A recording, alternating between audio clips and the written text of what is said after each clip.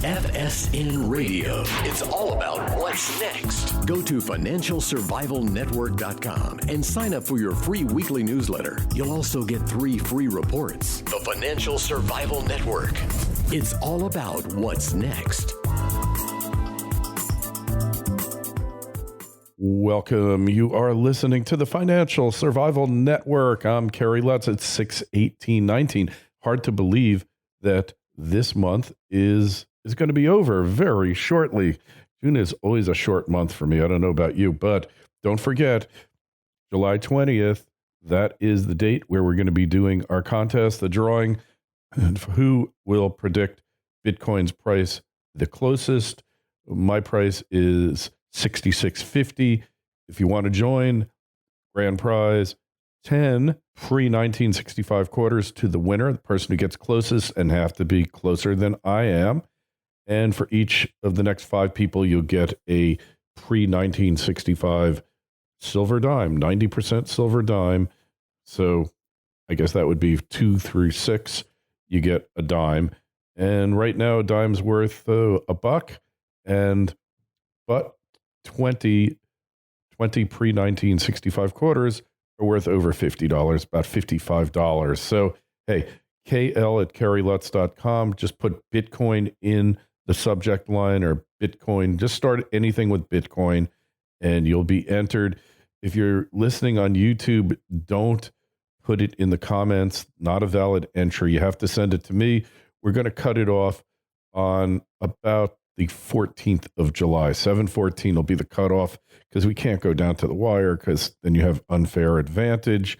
Anyways, get them in as soon as you can so you could win. Hey, Will, are we winning? Are we losing? What's going on in the Mideast?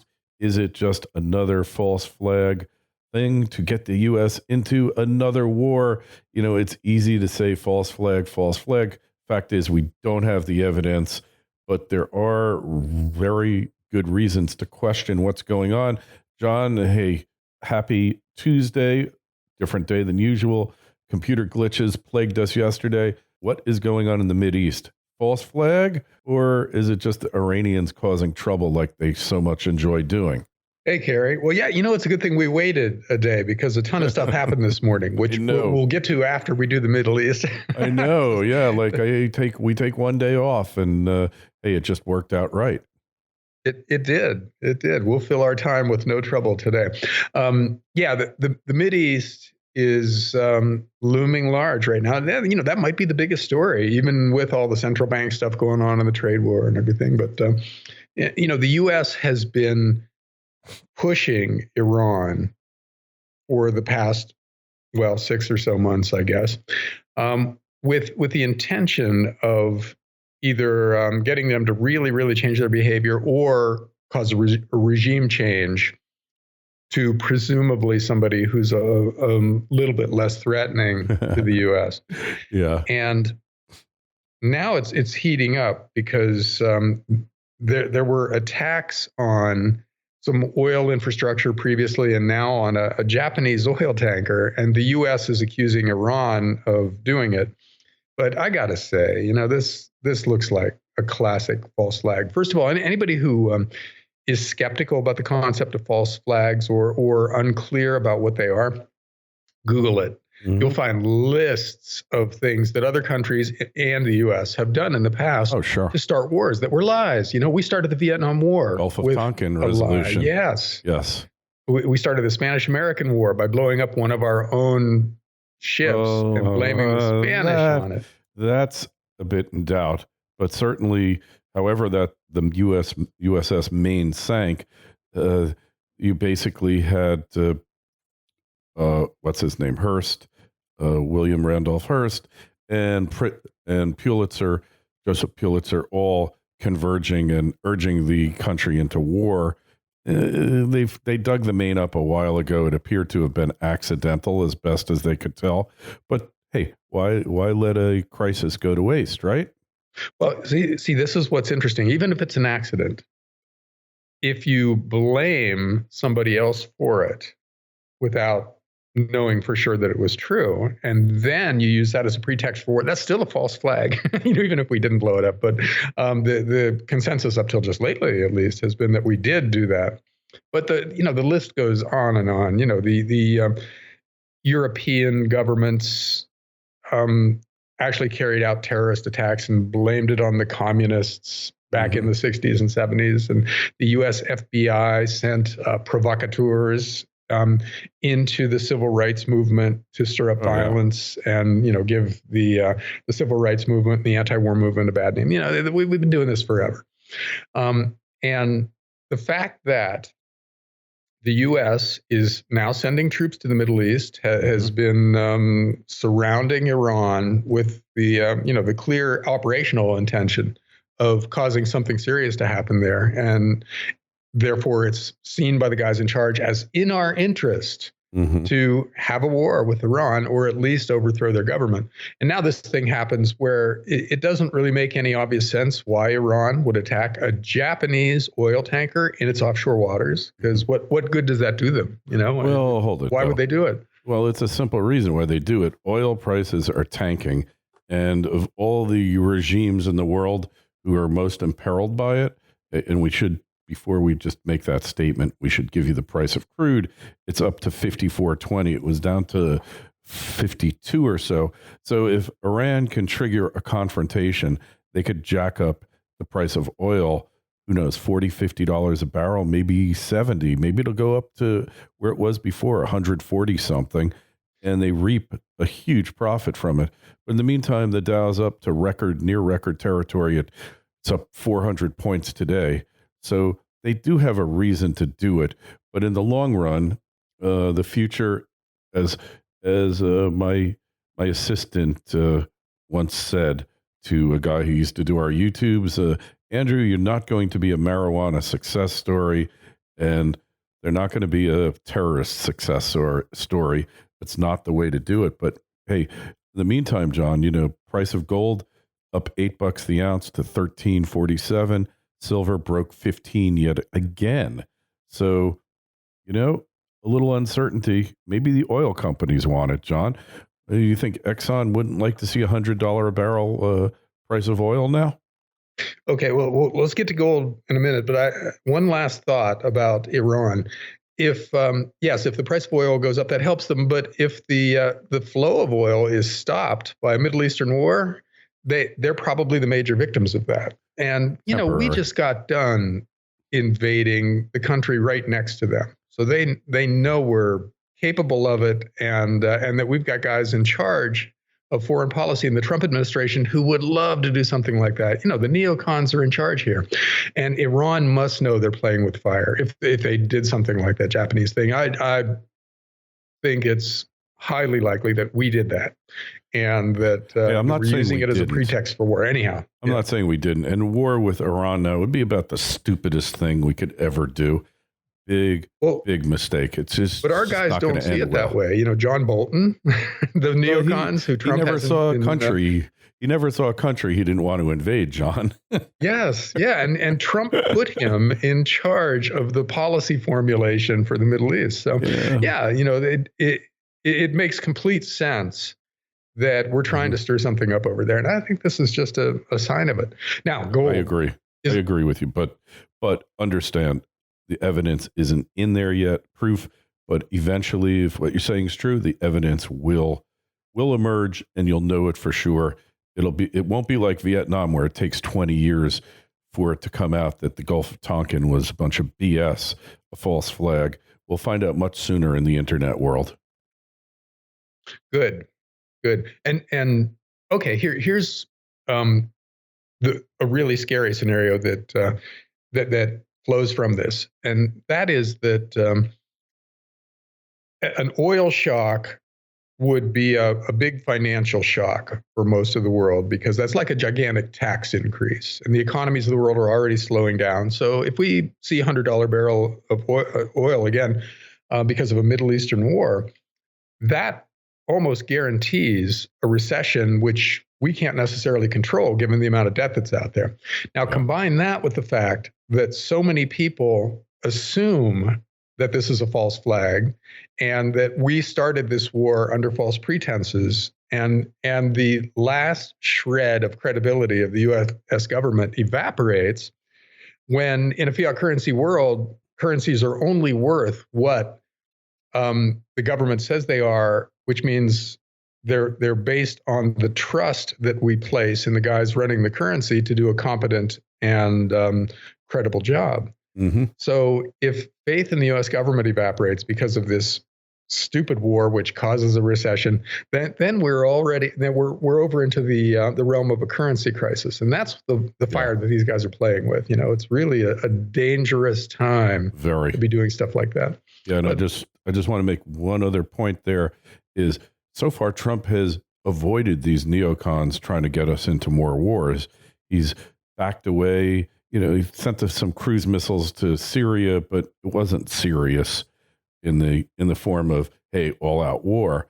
So he's been able to avoid it up to now. I'm hoping that he's smarter than the people surrounding him and will pull back. But on the other hand, you never know. But he has. Yeah. He's been the least war oriented president since I don't remember, but think about it. He hasn't started any major military escalations. No, you're right. We're 3 years into a Trump administration, and we're not actively bombing anybody, as far as I know, which is different from pretty much everybody who's come before him in our lifetimes, just about. So, you have to give Trump credit up to that point. But I'm just saying that now we're heading into territory that's both familiar and really dangerous, and we have to hope that he keeps his guys under control. Here's hoping. Yeah. Hey, what are we going to do? I just see he's really gone out of his way to avoid armed conflicts. He really has, with the exception of a couple of missile strikes towards Syria, and he warned Russia first. He did reduce troops in Syria. They're not quite gone the way he wanted, but he did reduce the number of troops there. He's really inclined to get the hell out of Afghanistan. So we're just going to have to see who wins this battle coming up. Could be the deep state as a result of Attorney General Barr's investigation into the whole Spygate thing. This is their way to try to throw everyone off the track and distract everyone. Wouldn't surprise me. But along those lines, when we get into the currency crisis, Draghi made another interesting statement. You can always count on Mario Draghi to just say exactly the wrong thing at the wrong time, right? Well, yeah. One of the big monetary stories of the past month was that Draghi dusted off his whatever it takes rhetoric. And the markets did not rocket. And because normally it's like, Pavlovian response to the promise of lower interest rates. The financial markets just throw a party. Everything goes up. This last time, they didn't. The euro actually went up instead of down. European interest rates, except for Germany's, went up instead of down. And that spooked a lot of people in the global financial markets, because that means central banks no longer have the power to manipulate markets if Draghi can't just automatically ignite a bull market. Well, so he changed his rhetoric yesterday. Yeah. And instead of whatever it takes, he said, well, there's lots of headroom to lower interest rates, and we'll do it if we have to. Now, their overnight lending rate is negative 0.4%. Yeah. So, what headroom he's talking about is not clear, because that implies several percentage points of room to cut, right? So if the European Central Bank is going to cut rates to negative 3%, that's a big experiment. And but the markets responded to that. They loved it. Stocks are way up. Of course, there are a few other things going on. Total manipulated outcome here, John. That is the most deflationary thing you can do, is pay negative interest rates on this excess savings. All it does is contract the amount of excess savings. So it's really a deflationary measure, isn't it? Well, remember, this is an experiment. Nobody's ever actually done this before.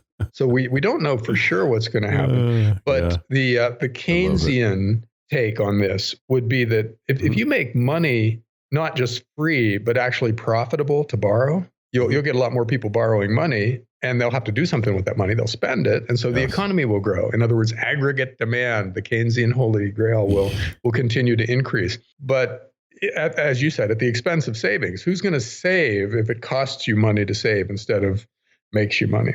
Oh, yeah. And it's a total perversion, of the whole Keynesian thing. Keynes never was a proponent of negative interest rates. He never even discussed them. It's his alien concept. So this is Keynesianism on steroids. So you don't spend the money because inflation is, you don't save the money because inflation is going to take away your purchasing power, and B, what inflation doesn't get, negative interest rates are going to get anyway. So what's the point of anything, right? Well, a logical response, I got to say, would be to borrow as much money as you can on the assumption that the currency is going to plunge in value because it's being inflated away. And then you pay it back in cheaper dollars or euros or yen or whatever. And the flip side of that, or the countervailing force, is that debt is inherently deflationary, and we're taking on insane amounts of debt. We've already done that. So the amount of debt that exists in the world right now is a tremendously deflationary force. And so for the past 20 or so years, we've had these two contending forces where, the previous debt binge wants to cause a 1930s style deflationary depression, but super low interest rates and aggressively easy monetary policy, they want to cause a hyperinflation. And we've got these two things bumping up against each other, which are, mutually exclusive. And they've ended up producing extremely low inflation and fairly stable financial markets, but that can't go on forever. One side is going to win at some point. And we don't know which side it is because, again, we've never been here before. We've never made these kinds of experimental mistakes on this kind of scale.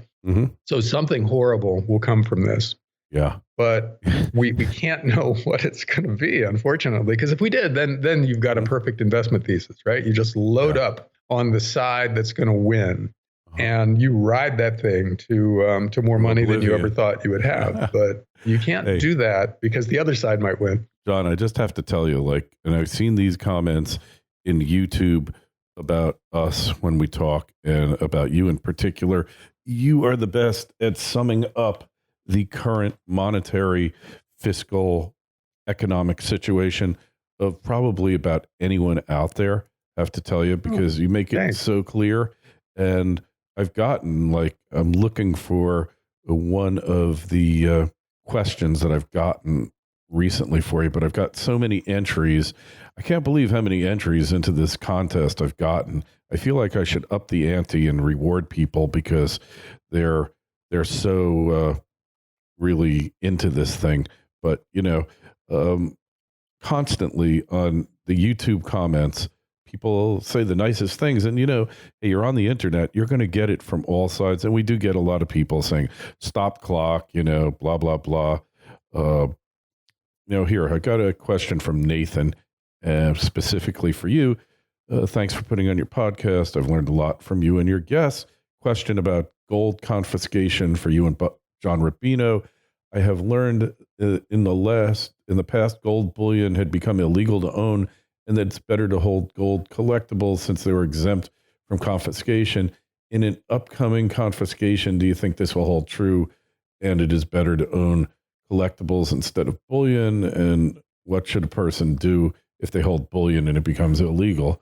So I know we're a little bit off the track because we have more to go, but I just wanted to throw that question at you since it really fits in with the currency jeopardy that we're going to find ourselves in probably sooner rather than later. FSN Radio. It's all about what's next. Financial Survival Network is brought to you today by Orin Resources, a junior exploration company with the appetite of a major. It's hot on the trail of the next globally significant discovery, creating enormous potential upside for you, the shareholder. Orin is one of the most aggressive exploration companies pursuing high-grade, scalable gold and copper deposits, and has a premier 7-project portfolio, including its 2 flagships, Committee Bay in the Arctic and Sombrero in Peru. Orin's unparalleled technical team and highly experienced management has a history of success in advancing and monetizing exploration assets. No wonder Oren's been called one of the best in the junior exploration sector. Oren trades on the TSX and the NYSE under AUG. To learn more, go to orenresources.com. That's AURYN resources.com. The Financial Survival Network. It's all about what's next. Yeah, the whole gold confiscation thing is interesting and challenging because they did. They made it illegal to own gold from 1934 to 1971 in the U.S. Yeah, People don't realize that because it sounds so crazy. Why would you not be allowed to own gold? That doesn't make any sense. The reason they did that back in the 1930s was that gold was money back then, and they wanted to be able to aggressively increase the money supply. Yeah. But if people started hoarding gold, which is to say started hoarding money because of increasing inflation, that would short circuit their plans. So they called in all the outstanding gold coins and, or they tried to, and they made future gold ownership illegal. So they turned a lot of people into criminals, and then they devalued the currency really aggressively. This time around, gold isn't currency in the U.S., so that it isn't the threat to future monetary policy that it was back then. So unless we're intending to go back on a gold standard, gold doesn't really figure into the calculations of central banks when they're trying to figure out where to set interest rates and whether or not to devalue the currency or anything. And if they did try to go back onto a gold standard, then who knows? Again, this is uncharted territory. It's different from the past, so we can draw some lessons from the past, but history is going to rhyme but not replicate. Not repeat. Not repeat perfectly. Yeah.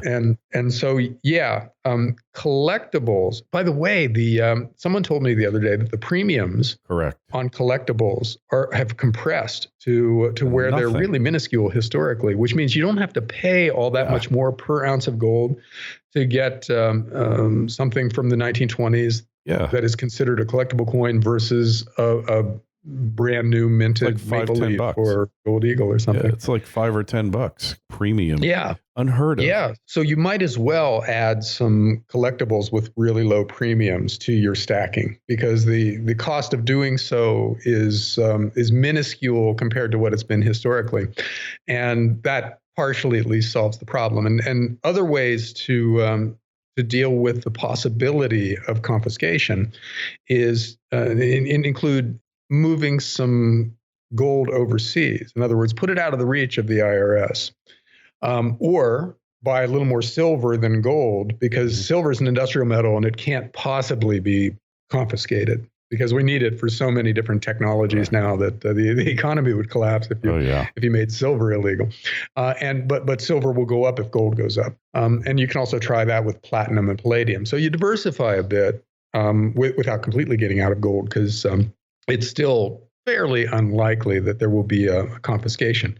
But diversifying away from it in various ways, diversifying away from bullion in various ways, is one more way to ensure that you can sleep well at night, because gold and silver are really about eliminating risk.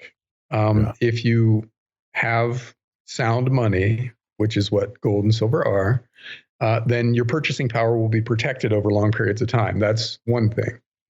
And then you have to store it in a way that keeps it safe. That's a second thing. And then you have to, I guess, diversify away from bullion to an extent, so that confiscation risk is minimized. And if you do all of that, then the bedrock part of your financial life is reasonably secure. And you don't have to worry quite as much about what happens to your Google stock or your, JP Morgan bank account or whatever, because you've got some things that are going to hold their value, and that you at least won't be left destitute by the financial system completely flaking out. Again, no guarantees. There's no perfect solution to anything, but diversification is one way you deal with uncertainty, and both into precious metals and within precious metals is a good diversification. Yeah. Yep. Agreed. definitely in complete agreement with you on that one. So we got a couple other items to discuss here. Cryptos, Bitcoin back over 9,000. We'll see how long it stays. It did make another high, so tends me to believe that I could be off, but I'm not quite sure how high it's going to go. But then Facebook has created its own crypto, and I had a gentleman on the show last week, Mr. Cameron Chell, who makes proprietary cryptos for like big companies. He did it for the Catholic Church. He's done it for a whole bunch of different places. And the Catholic Church has its own cryptocurrency? Yeah, it's going to. What a world. Like, I guess it'll have a picture of a cross on it, or I don't know, a picture of the Pope. What do you do? But you know what I'm saying is... That sounds like fake news, Gary. This is true, man. This is definitely true. And, it really has the potential here. Facebook currency, I just have to say, so everyone knows up front, close relative of mine works at Facebook who will go unnameless. And it really has the potential to revolutionize the whole space. Because if nothing else, a Facebook coin could be worth something in stock, or who knows, right? Well, this is a stable coin, quote unquote stable coin, that Facebook is introducing, meaning that it's backed by some assets. And it's not clear what the assets are going to be, but there will be a portfolio of things that support the value of this new cryptocurrency. And this is why I don't understand the cryptocurrency market, because that sounds like a big threat to Bitcoin, right? And but Bitcoin is way up, and competition doesn't seem to matter, maybe because possibly if you just increase the size of the crypto space and give it more credibility, that helps Bitcoin. I don't know. I don't understand. I would have thought that would have been a good short entry point. Yeah. The day before Facebook announces a huge new competitor for Bitcoin. But Bitcoin's, it's still above 9,000. Yeah. Up from 3,000 6 months ago. So let me tell you my thing about competition in Bitcoin isn't going to resolve around who has the cleverest image or coolest algorithm, whatever. It's going to revolve around security. Which wallet is the most secure? Which one provides for lost passwords better? Because if you lose your encryption key for Bitcoin, you're dead. You will never retrieve those coins, and they'll be lost to the world and to you. So it's all going to come down to security, hardest ones to hack, and the hardest ones to shut down with coordinated systemic attacks on the Bitcoin infrastructure itself. There's only 7,000 nodes. They're all known and easily found out. Even if you try to anonymize them, they can easily be found and shut down. And it's just really hard to envision Bitcoin being the final iteration of cryptocurrencies, or the one that becomes most widely accepted. It's there now because it was first, and you can never underestimate the value of a first entrant into a marketplace, right? But in the long run, I think we're going to see major alternatives, and I think Facebook coin, even if people hate Facebook, hate the politics of it and censorship and everything else, really, it can bring it credibility that nothing else out there can even approach. I agree with everything you said, but I have no idea how to judge any of that. It looks like those are questions for a very, very experienced, competent technologist to answer. So, for a finance guy, cryptos remain very mysterious because it's not clear why they do what they do, and it's not clear out of the 1,000 of them which one ends up dominating, or which group of them ends up dominating, or I just don't know. So it's an interesting thing to watch. Yeah. And it's reasonable to assume that cryptos are going to be the transaction mechanism of the future. In other words, that's how we're going to spend and transport wealth, because physical precious metals, for instance, how we used to do it, that those are cumbersome things to move around. But their physical reality gives them a security that something that exists online can never have. Mm-hmm. So hopefully, the idea of a stable coin, which is something backed, a cryptocurrency that's backed by something, will eventually evolve to a global monetary system in which gold and silver are the assets which back the cryptos that are transaction mechanisms. I can understand that. Yep. So it seems really attractive. Totally. That resonates with you and I for sure. Yeah. As being a hard asset and gold. I don't want to say we're gold bugs. I'm not a bug about gold. I don't obsess over it and believe that it's the best thing when it's going down or when it's going up. I don't believe that, but it has certain properties that really make it far and away superior to any other monetary form in terms of when monetary systems become queasy, bloated, and potentially have the potential to melt down. Catastrophe. I don't think there's anything better, but cryptos will definitely serve their purpose. Especially, look, if you're Boeing or you're Facebook and you create your own currency and something happens to the dollar or whatever reserve currency is out there, it doesn't much matter as long as your coin is directly convertible into whatever currency you want. You don't really care that much about the underlying currency. Doesn't matter, only in as far as it disrupts society and may lead to anarchy or chaos.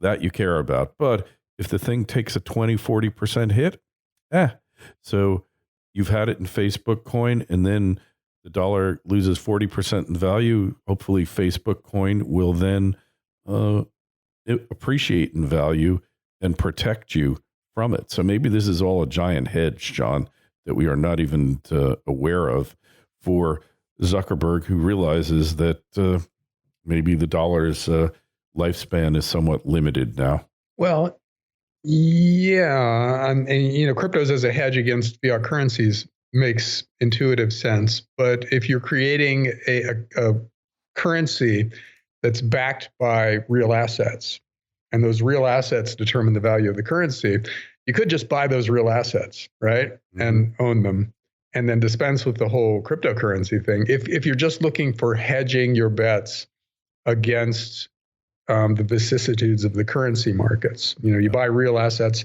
that governments can't make more of.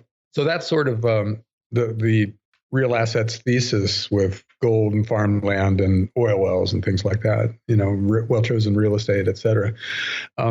So again, I'm just betraying my ignorance here. I do not get how this market works yet. And I suspect I really never will. Well, there's a lot of ways. It's something I do because other people tell me to do it. There's a lot of ways that it can work, and it does work. One thing is that they have lined up like Visa, MasterCard, American Express. So this is going to be convertible. And I'm not sure like how they match values yet, how they value a Facebook coin.